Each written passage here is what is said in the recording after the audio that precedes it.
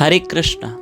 महाभारत युद्ध से पहले भगवान श्री कृष्ण पांडवों की ओर से शांति दूत बन के दुर्योधन के पास हस्तिनापुर गए थे, संधि करवाने यानी कॉम्प्रोमाइज करवाने। दुर्योधन ने भगवान श्री कृष्ण की आवभगत की और जब भगवान श्री कृष्ण हस्तिनापुर पहुंचे तब भगवान ने एक शर्त रखी कि देखो दुर्योधन, पूरा हस्तिनापुर का राज्य तुम ले लो, लेकिन 5 गांव उन 5 पांडवों को दे दो, बाकी सारा हस्तिनापुर का राजपाट तुम्हारा। दुर्योधन ने कहा, द्वारकाधीश, मैं बिना युद्ध के सुई के नोक जितनी जमीन भी पांडवों को नहीं दे सकता। पांडवों को जो कुछ चाहिए तो उनको युद्ध करना पड़ेगा। तब भगवान ने समझाया, दुर्योधन सुन लो, यदि तुम युद्ध करोगे तो बेचारे कई निर्दोष मारे जाएंगे और तुम्हारे ही कुटुंब परिवार के लोग मारे जाएंगे। क्यों न एक संधि कर लेते हैं, कॉम्प्रोमाइज कर लेते हैं कि 5 गांव पांडवों को दे दो, बाकी हस्तिनापुर तुम्हारा। अर्थात 90% हस्तिनापुर तुम्हारा, 5% सिर्फ पांडवों को दे दो। लेकिन उसने नहीं माना।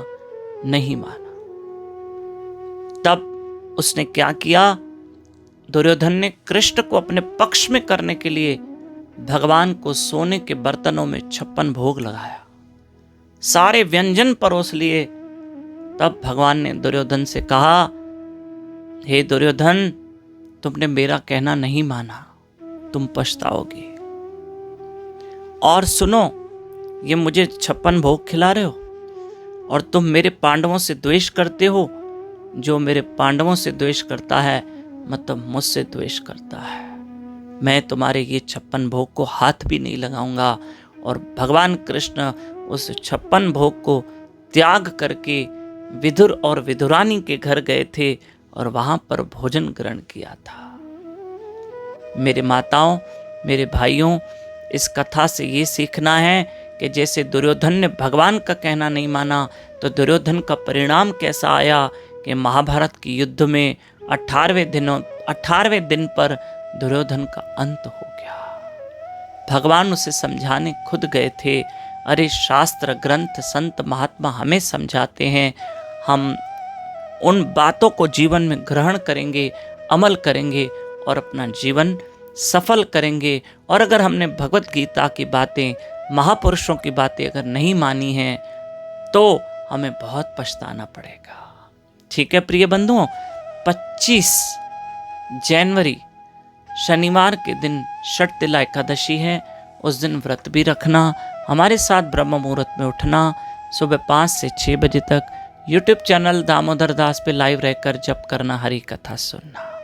एक और यूरोप वासियों के लिए, यूरोप के लिए सूचना, गुड न्यूज़, बापूजी सरकार यूरोप में आ रहे हैं। 6 फरवरी से 11 फरवरी बापूजी स्पेन में हैं और तथा 12, 13, 14 फरवरी 3 दिन बापूजी फ्रांस में हैं और 15 से 18 तारीख तक बापूजी जर्मनी में हैं।